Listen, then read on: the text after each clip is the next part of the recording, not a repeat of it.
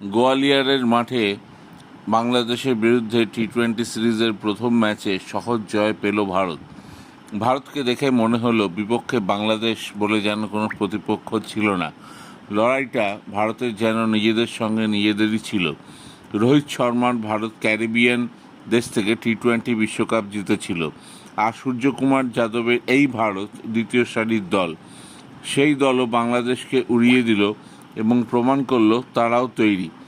প্রথমে ব্যাট করে বাংলাদেশ যখন 127 রান করে তখনই বোঝা গিয়েছিল এই ম্যাচটা সহজেই জিতবে ভারত।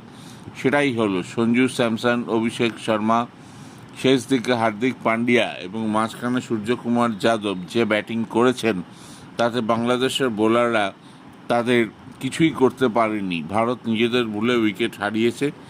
মাত্র 11.5 ওভারে জয় হাসিল করে নেয় টিম ইন্ডিয়া।